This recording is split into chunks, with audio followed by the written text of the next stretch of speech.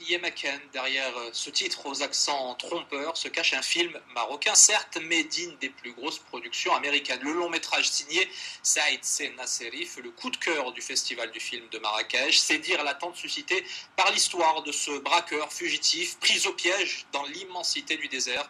Un film à l'affiche dès aujourd'hui dans les salles obscures. Avant d'en parler avec son réalisateur, voyez ce sujet signé Amina Khabab et Samia Harissi. Photo de famille pour l'équipe de Can Yamakan, sous les ovations du public présent à l'avant-première hier soir. Photo de famille pour l'équipe de Can Yamakan, sous les ovations du public présent à l'avant-première hier soir. Le film coup de cœur du festival de Marrakech sort aujourd'hui dans les salles, à mi-chemin entre le conte fantastique, le cinéma d'action et le western, le premier long métrage de Saïd Nasseri, à ne pas confondre avec l'autre réalisateur du même nom, se nourrit de diverses cultures et réunit un joli casting.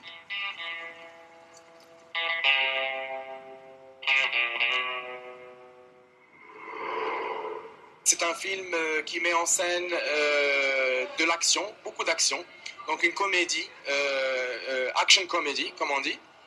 Dans le casting, on a avec nous des comédiens marocains tels que Mehdi Ouazzani, Younes Migri, Abdelnabi, Bnioui, et on a aussi un casting international, Sarah Kazemi, qui est une actrice iranienne qu'on a vue déjà dans Circumstance.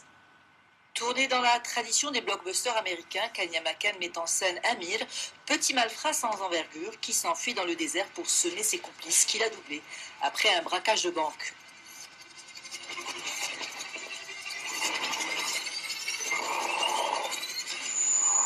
Moi, c'était une superbe expérience parce que c'est un scénario qui englobe plein de personnages, plein de couleurs, beaucoup d'action. Et donc j'ai eu l'opportunité de travailler avec une superbe équipe marocaine avec de superbes acteurs. Le film fait participer les acrobates de Jamal Fna, formés aux cascades version Hollywood. Côté son, Can Yamakan s'est offert Rachid Taha et les Oba Oba Spirit pour une bande son résolument rock. Un sans faute ou presque pour 1h40 de vrai cinéma.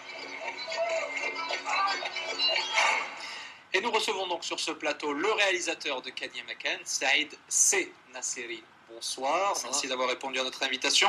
Alors à travers ce film, dans les différentes interviews que vous donnez, vous dites avoir voulu rendre hommage à ce cinéma qui a bercé votre enfance et votre adolescence, des Indiana Jones, des films signés Quentin Tarantino ou même des westerns de Sergio Leone. Est-ce que finalement vous n'avez pas peur d'être réduit à une simple copie de ces grands originaux du 7e art? Non, absolument pas.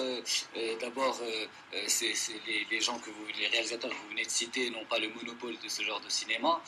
En plus de ça, je ne fais pas de copie. Ça s'appelle du cinéma hommage, comme Tarantino le fait avec les gens qu'il a aimés.